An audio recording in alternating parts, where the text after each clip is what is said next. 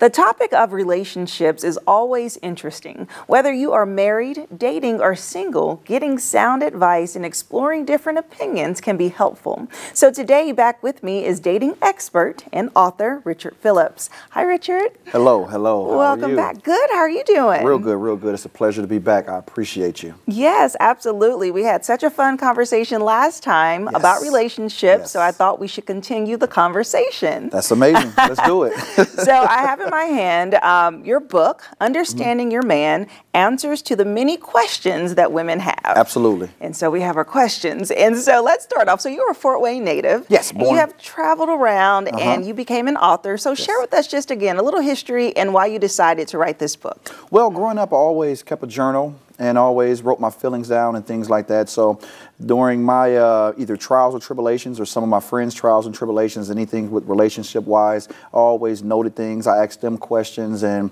some of my own personal experience and others' experience. And eventually I said, I want to help people who've been in relationships and marriages or anything like that and help women understand us better, and it can help men understand women as better as more with the communication tools that I instill in my book. Yes, and that's good. And I know, just to shout out, your wife is here in studio with us, which is fun. Yes, she is.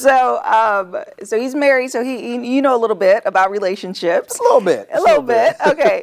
And so we covered a couple of chapters the last time, and so I just want to continue the conversation and kind of dive in and kind of share a little bit that's in your book, and then you give more information regarding it. Okay, no problem. Yeah. So we're going to start just from the top. So you have a chapter called Just Existing. Yes. And I found this to be interesting, and just the little excerpt at the top says, I know my man loves me without a doubt. He does his duties around the house, and he is great with the kids. However, for some time now, I have felt as if we were just existing in the relationship, and we do not do near half the things that we used to do.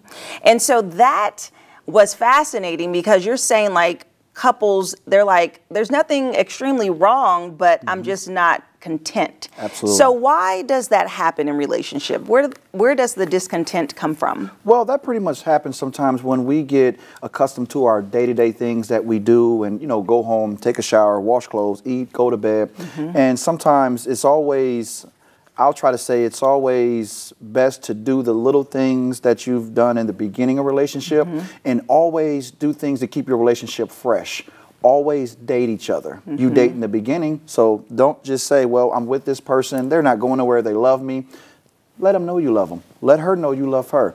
Take her out, date her. You know what I mean? So always chivalry, you know, they always say chivalry, and, you know, continue doing chivalry, continue doing little things, open car doors, make sure you just give them good evenings, good times, and keep it fresh. A lot of times when people are getting content, it's like they exhausted the possibilities, you know.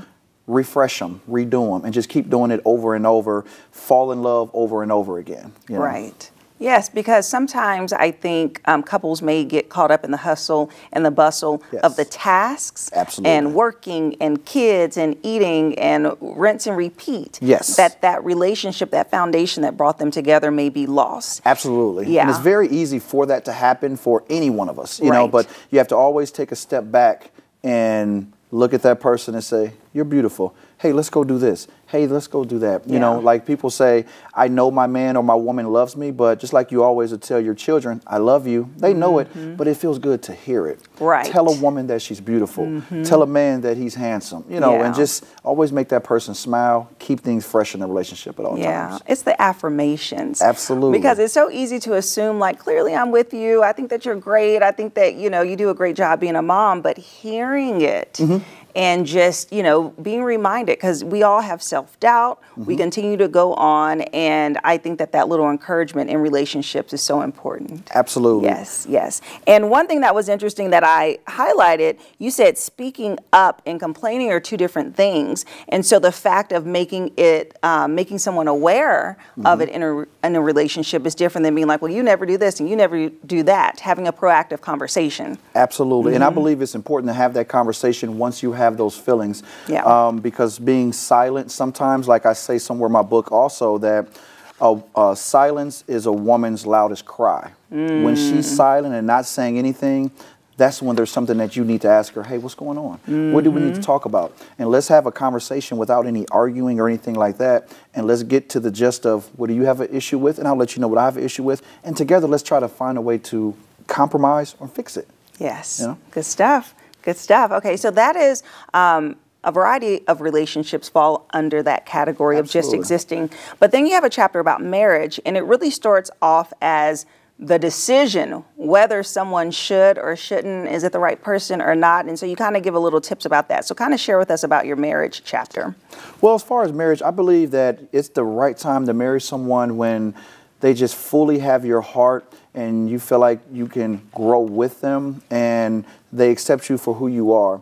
No marriage is ever going to be perfect, and we all have our flaws and everything, but if it's something that we can compromise and grow together and some things we're going to accept, I believe it's the best thing to do, because I really, really firmly believe in marriage and couples staying together. And if there is issues, let's try to fix it. Let's try to work it out. A lot of times people will take the fast route out because it's easy. Let's just end it and do this and do. No, let's try to fix it. You know, I have some of the old-fashioned values, you know, so I believe in fighting for love, fighting for what you want, and let's grow together and continue growing together. Okay, how long have you been married? I've been married, I'm going on 6 years. 6 years, okay, so you're not completely so far removed from the dating scene, unless you're with your wife for a long time before. Yeah, we were together for a while before that. Okay, so my question has to do with the dating scene right now. Okay, so when talking about marriage and if someone is right or not, one thing that I find interesting in this generation, and me being a single woman,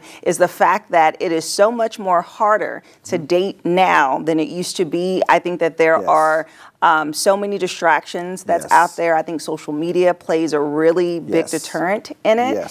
And I think that people just are not committing at the same level as we were raised, right? My parents are about to celebrate 41 years of marriage, and I'm like, that's a beautiful thing. I want longevity. But the readiness of individuals is not something that is happening right now. So why do you think that is?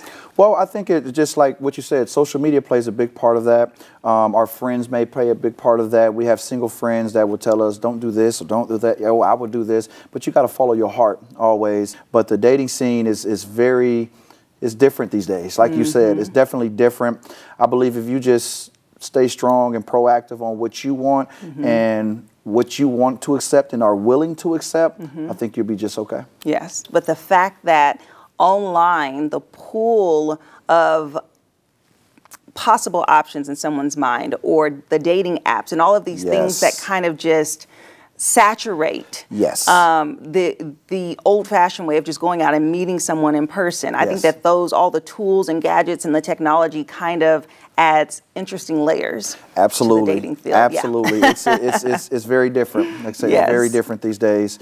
And I believe in the old-fashioned way. You know, even if you meet someone on Facebook, hey, let's go out and, you know, grab a cup of coffee or something and have a conversation and get to know that person. See where it takes you. All right. Well, thank you so much. Thank you. It was great chatting with you today. I appreciate you.